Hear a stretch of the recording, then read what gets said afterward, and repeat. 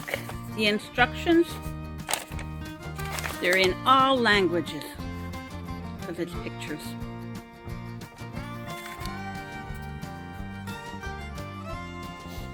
So here we go. We're going to upgrade our range road.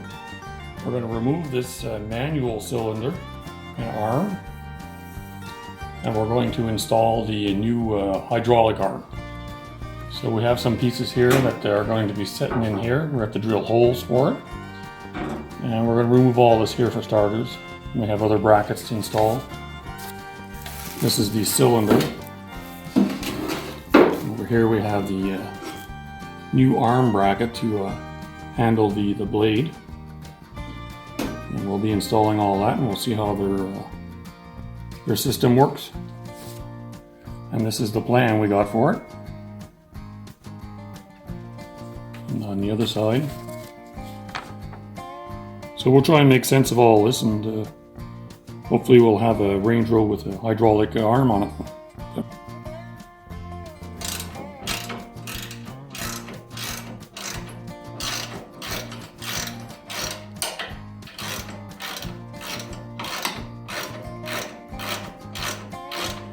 So we had this for over a year now, and we used it like this for a year, and I found it a little bit hard on the arm.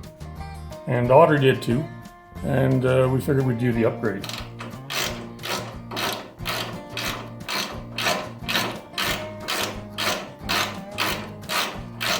Because if you want to work any length of time, it's tiring on the arm. It's tiring on the arm. You have to work. And we're getting up in age, so we want to try and make it a little bit easier. Tension on that? Yeah.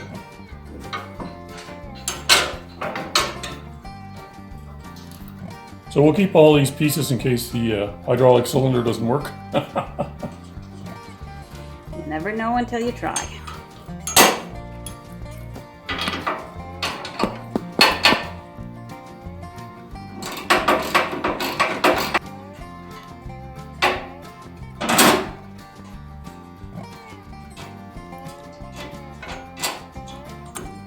So that's the first piece off. I guess I have to remove all this. Must be a lock.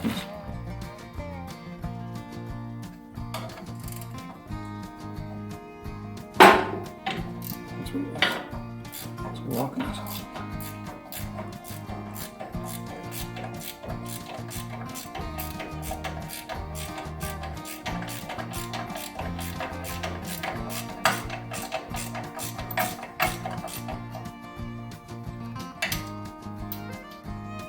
So there's the old one coming off, and now we'll get ready to put the new one on. Here's all the little nuts and bolts sorted out for the new installation.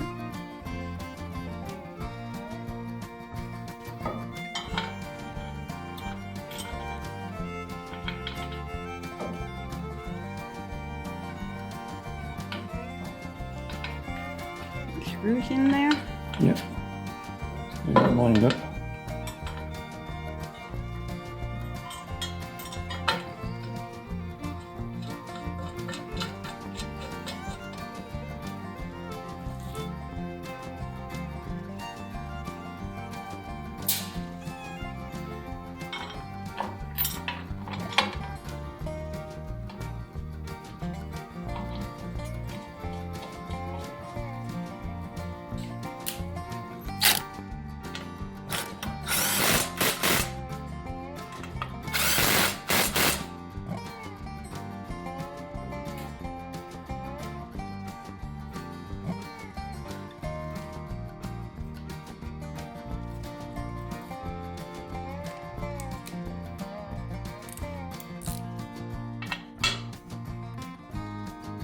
Okay.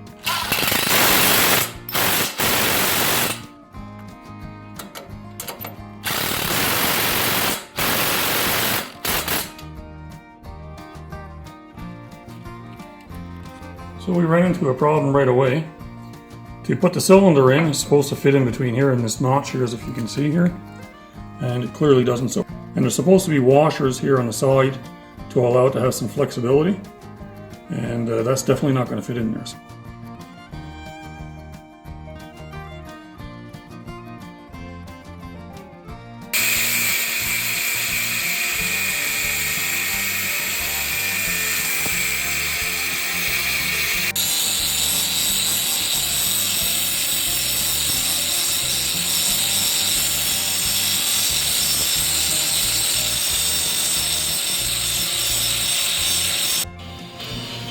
So we took a measure with the washers. We want to grind our cylinder down to this width.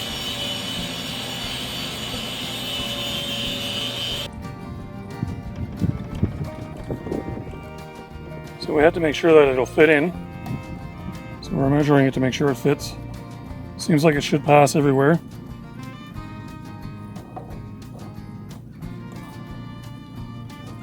So that's good. Maybe that's what they should have done at first. Made sure everything fit before they send it out. And because this end of the cylinder didn't fit in also, John also has to grind off a bit to make it fit.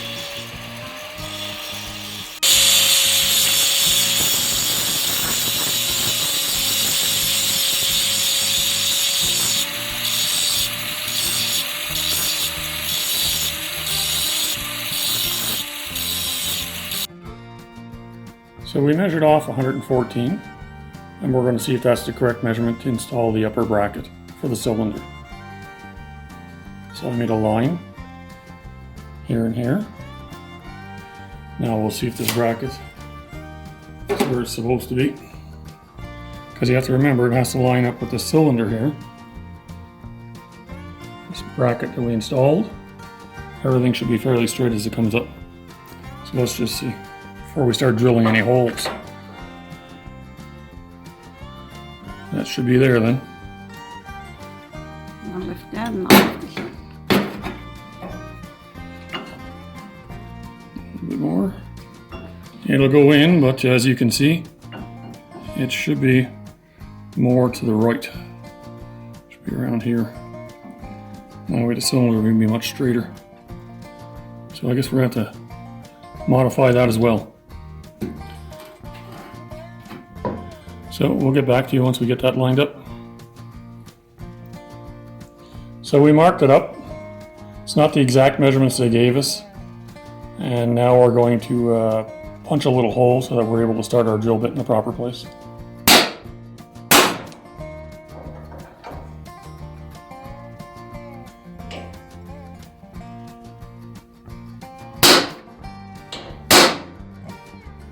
So I'll drill them out.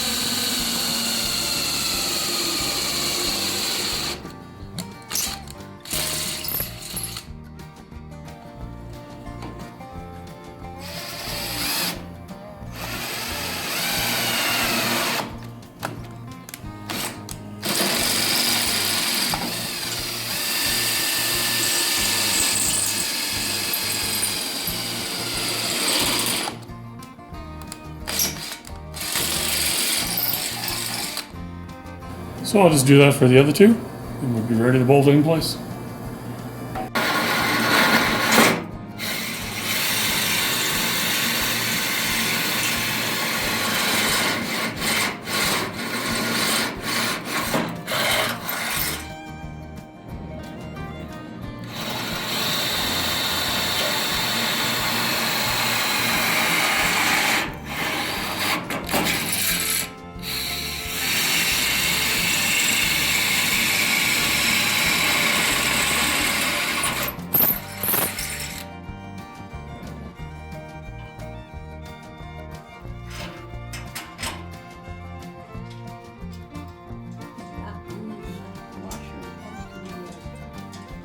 Great.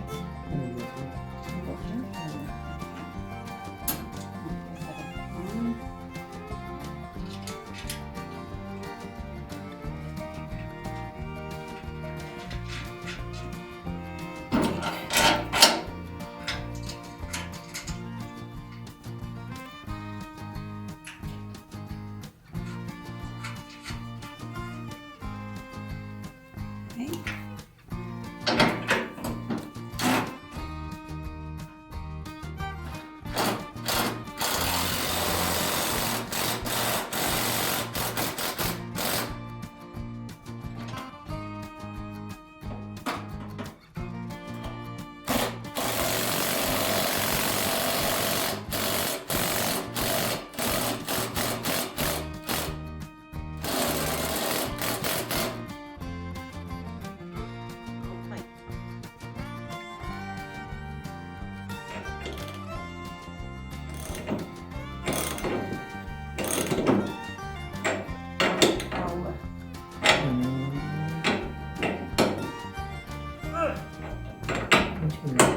Good like that? Okay.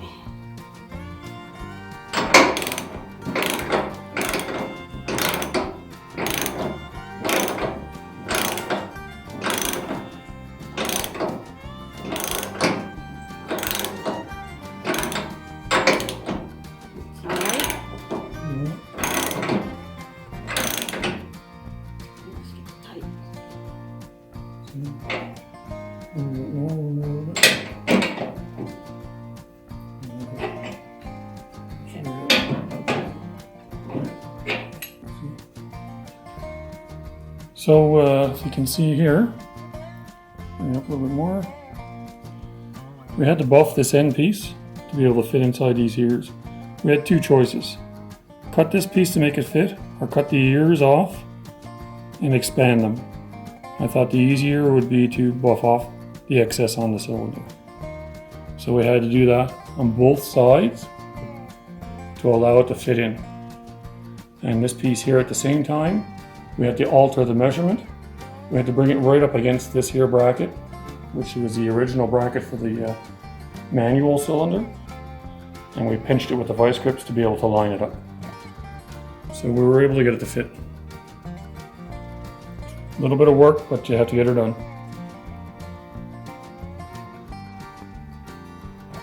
So you're cutting some brackets? Yeah, we're going to make some brackets to put the hydraulic valve on. So I need to make two of these at 13 3/4.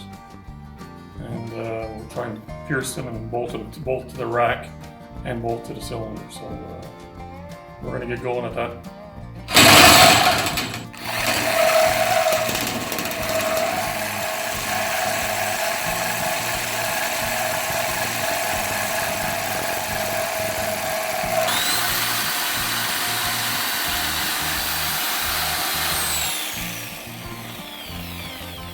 There's one cut, one more to do.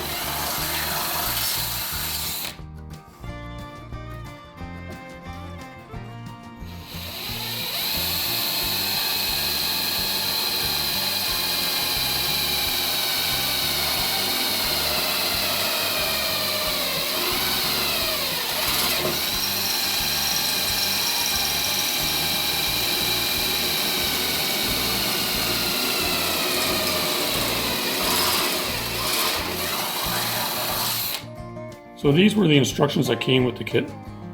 As you can see, it's not very clear in a sense. There's the other side. So they give you that and they tell you basically to figure it out. And as far as I can understand in this diagram, they want you to work off of this area down here, which is right in line with the inlet, the infeed belt. I found it quite inconvenient to be bent over all day long, trying to work the valves and the chainsaw blade, the bar, from this area here. I found it would be a back-breaking affair because you always would be bent over all day. So I decided to take it from there and bring it up to here where it makes more sense. See, here's your valve they give you. And this is the plate. I figured I'd try and take the plate and install the plate in here and the valve on the outside. I have a picture of that I can show you in the videos after. And then I said, no, that still looks pretty flimsy. I didn't think that looked very solid. You'll see in the pictures.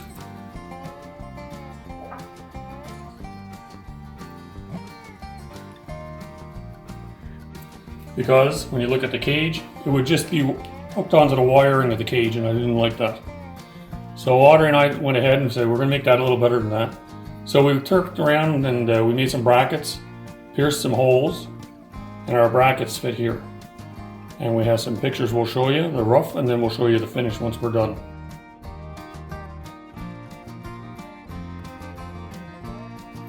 The brackets will fit in here. You'll have much more visibility of the blade and the wood coming in. You're not in the way of the wood coming in, which I found quite tiresome if you were in that area there. Because the logs coming off the forks, you're always getting hit with the logs coming off the forks. So I thought in this area here, if you're able to have one workstation in which you're not bothered by the wood coming in, or you're not in the way of somebody else. So I figured this would be the perfect workstation. So we'd be standing right here and we'd be able to operate the entire machine from this one area without having to run back and forth all the time. So I think that's going to be quite convenient. So we're going to put it together and then we'll show you when we're landed putting it back together, and then we'll have to do our pipes. We'll have to figure out our pipelines. So that'll be another part. So thanks for watching. We'll see you on the next one.